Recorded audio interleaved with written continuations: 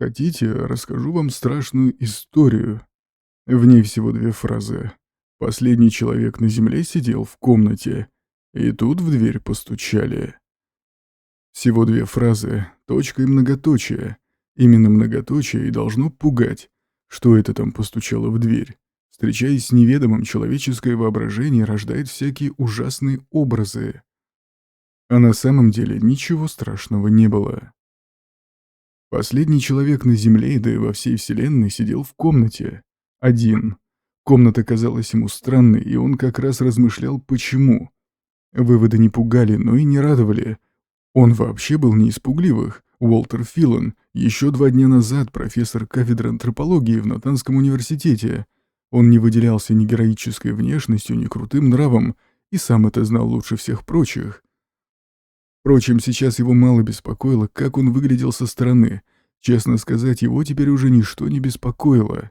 2 дня назад все человечество сгинуло буквально в одночасье, остался только он сам и еще какая-то женщина. Где эта женщина, кто она, откуда? Все это ни в малой степени не трогало Уолтера Филона. Скорее всего, им никогда не суждено увидеться. Ну и ладно. Вот уже полгода женщины не играли в жизни Уолтера никакой роли, с тех пор, как умерла Марта. Она была хорошей женой, хоть и любила покомандовать, и Уолтер любил ее, любил спокойно, но крепко. Когда она умерла, ему было 38 лет, а сейчас всего 40, но он совершенно не думал о женщинах. Вся его жизнь свелась к книгам. Одни надо было прочесть, другие написать. Теперь писать стало не для кого. Зато для чтения у него была впереди целая жизнь.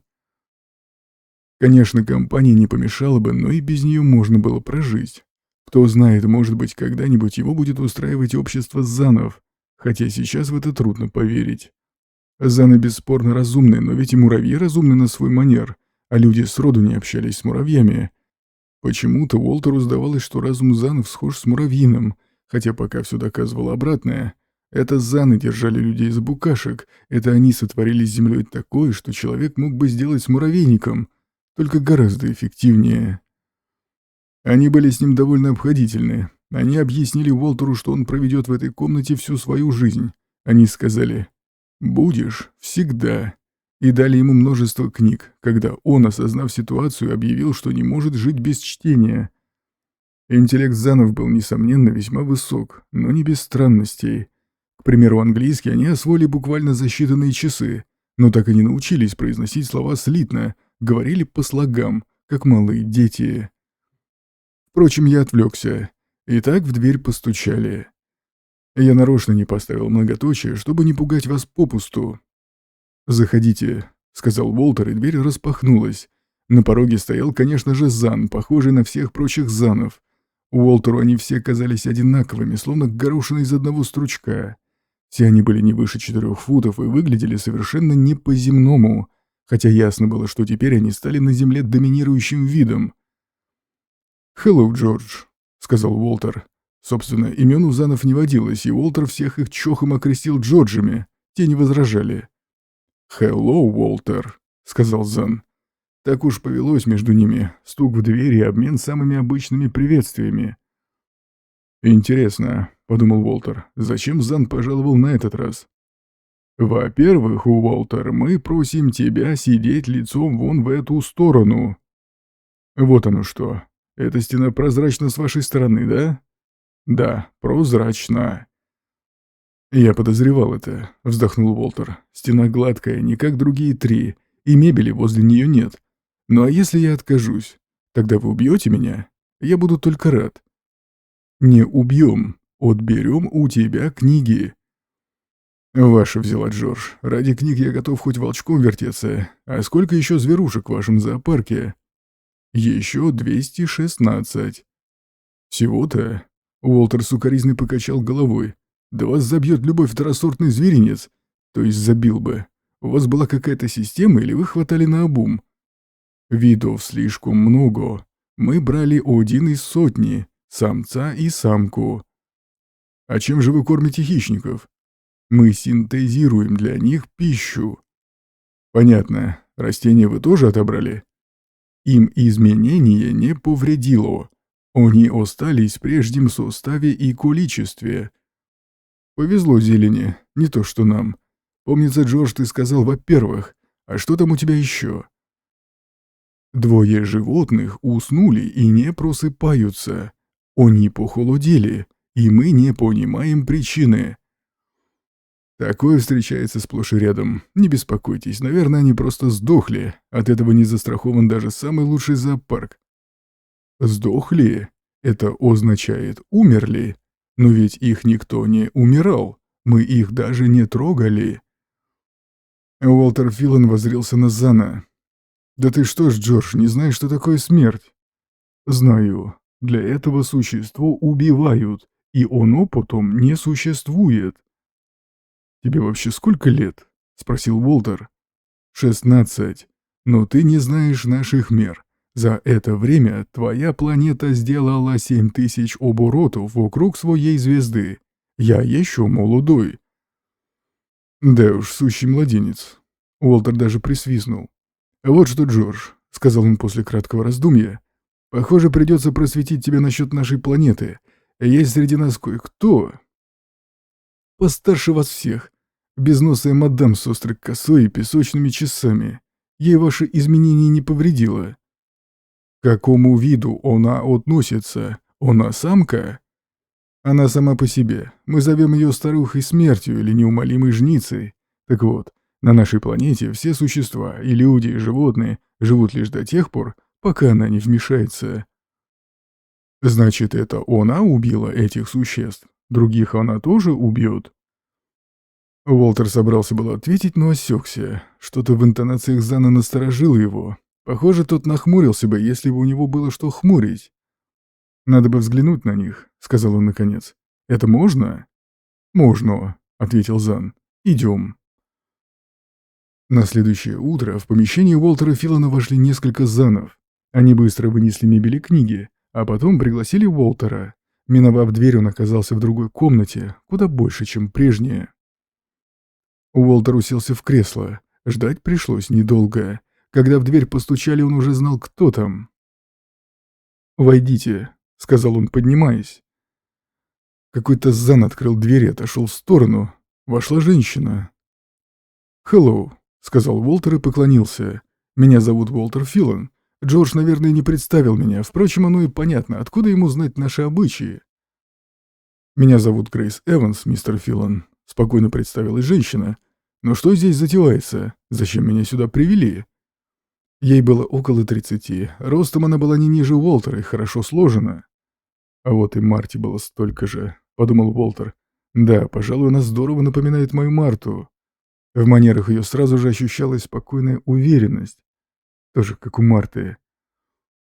«Это вы скоро поймете, если еще не догадались», — ответил Уолтер. «Давайте лучше поговорим пока о другом. Вы знаете, что случилось?» Они же всех убили, да?» «Да, садитесь, в ногах правды нет. Вы знаете, как они это сделали?» Женщина опустилась в мягкое кресло. «Не знаю», — ответила она. «Да и какая нам теперь разница?» «Согласен, но один из Занов рассказал мне кое-что. Правда, я не знаю, откуда они взялись на наши головы, возможно, из другой звездной системы. Вы вообще видели их корабль?» «Да, вот громадина-то». «Это точно. Но вернемся к тому, что случилось. Они произвели изменения. У них есть какой-то излучатель, он производит некие колебания, радиоволны, скорее всего. И вот этими-то колебаниями они уничтожили все живое на Земле, кроме растений. Уничтожили почти мгновенно и, надеюсь, безболезненно. К этому времени мы с вами и еще 2 с небольшим сотни животных были уже под защитой корабля, поэтому и уцелели. Нас просто взяли в качестве образцов земной фауны. Вы, наверное, уже поняли, что это зоопарк. Да, у меня мелькала такая мысль. Вот эта стена прозрачна, если смотреть с той стороны. В каждой такой камере для животных созданы привычные условия. Сами камеры пластиковые, оборудование Занов штампует их по полудюжине в час. Будь у нас такая технология, мы бы давно позабыли о жилищных кризисах. Впрочем, теперь эта проблема исчерпана. Кроме того, человечество, то есть мы с вами, может не опасаться атомной войны. Надо сказать, Заны разом разрешили множество проблем. Грейс Эванс чутко улыбнулась. «Да уж, операция прошла успешно, только вот пациент скончался. Проблем у нас хватало. А вы помните, как Заны вас забрали? Я вот ничего не помню, просто заснула вечером, а проснулась уже тут. Да и я не помню. Наверное, сперва Заны излучали эти свои колебания в полсилы, чтобы все просто потеряли сознание. А потом, набрав достаточно живности для своего зверинца, они врубили излучатели до упора. Вот и все дела.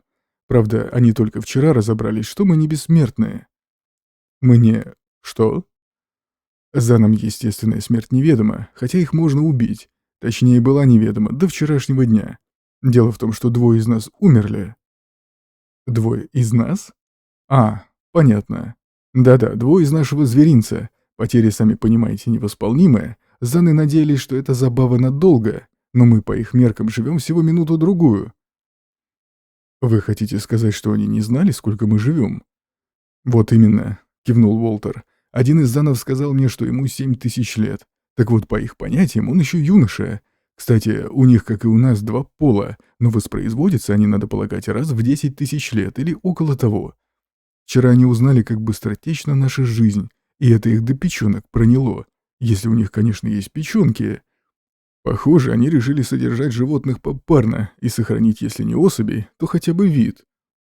А вот, значит, в чем дело, вспыхнула Грейс Эванс, вскакивая. Но если вы надеетесь, если эти твари надеются... Она метнулась к двери. «Дверь заперта», — спокойно сообщил Уолтер Филан, «но вам не стоит беспокоиться. Возможно, они и надеются, но не я. Можете не говорить, что не согласились бы, даже будь я последним мужчиной на земле. Сейчас это прозвучит трюизмом. Они что, так и будут держать нас в этой комнатенке?» «Почему же комнатенке? Места здесь хватает, как-нибудь устроимся. Спать я могу вот в этом кресле. И запомните, я согласен с вами по всем пунктам, не говоря уже о чувствах. Пускай лучше люди вымрут напрочь, чем будут жить в зверинце». «Да уж, и на том спасибо», — ответила она. Глаза ее гневно сверкнули, но Уолтер понял, что ярость эта адресована не ему. «Как же она похожа на Марту», — подумал он и произнес с улыбкой. «Впрочем, если вы передумаете...» Тут ему показалось, что Грей сейчас залепит ему пощечину, но она лишь тихо сказала: «Настоящий мужчина на вашем месте уже придумал бы, как... Вы ведь сказали, будто их можно убить. Наших-то хозяев? Можно, конечно. Все это время я наблюдал за ними и сделал кое-какие выводы. Пусть даже с виду они совсем другие, но у них сходный с нашим метаболизм. Есть пищеварение и кровообращение. Мне кажется, они уязвимы в той же степени, что и мы. Но вы же говорили... Различия, конечно, тоже есть. Люди стареют, а заны, похоже, что нет. Может быть, какие-то железы обновляют клетки их организмов. У людей клетки тоже обновляются, но медленно, а у занов, должно быть, эти железы работают интенсивнее. «Да, возможно», — ответила она. «А вот боли они, по-моему, не ощущают». Вот на это Уолтер и надеялся. «А с чего вы взяли?» — сделанным равнодушием осведомился он. Я нашла кусок проволоки и натянула у порога. Зан запнулся, и проволока порезала ему ногу. «Да, крови?» «Да. Но он, что называется, и бровью не повел, а абсолютно никаких эмоций. Он просто снял проволоку и ушел. А когда вернулся, это было через пару часов, порез уже зажил, остался только чуть заметный шрам». Уолтер задумчиво покивал. «Эмоций у них нет никаких, это верно. Даже если я убью одного из них, со мной, скорее всего, ничего не сделают. Просто станут осторожнее, а пищу будут подавать на вилах, как хищнику, который слопал смотрителя». «А сколько их всего?» — спросила женщина. «Ну, на корабле их сотни-две, а вообще, конечно, куда больше. Наверное, у этого корабля было задание очистить планету для заселения занами. Ну что ж, задание свое они выполнили на отлично». В дверь постучали. «Войдите», — сказал Уолтер. Вошел Зан. «Hello, Джордж». «Hello, Уолтер». Обычное приветствие. «Интересно, это тот же Зан?» — подумал Уолтер Филан. «Чем обязан?» «Еще одно животное не просыпается. Маленькое, покрытое мехом. Вы называете его ласка. Я тебе уже говорил, такое случается сплошь и рядом. Старуха-смерть, помнишь? Умерло не только животное. Сегодня утром умер один Зан». «Ну что поделаешь», — пожал плечами Уолтер. «Привыкайте, если уж собрались здесь жить». Зан промолчал, но уходить явно не собирался. «Ну что еще?» — спросил Уолтер. «Что делать с лаской?» То же самое? Ну попробуйте. Уолтер снова пожал плечами. Иногда это помогает. Зан повернулся и вышел. Стоит попытаться, Марта, авось получится. Марта? Меня зовут Грейс, мистер Филан. И что получится? А меня зовут Уолтер. Привыкайте, Грейс. Видите ли, вы здорово напоминаете мне Марту, мою покойную жену. Так что же у вас получится, и что имел в виду Зан? Завтра узнаете, таинственно молвил Уолтер. Так она из него ничего и не вытянула. Кончился третий день вторжения Занов. Четвертый день стал последним. На этот раз Зан явился около полудня. Он долго стоял в дверях, не говоря ни слова. Следовало бы, конечно, его описать, но в земных языках для этого просто нет слов.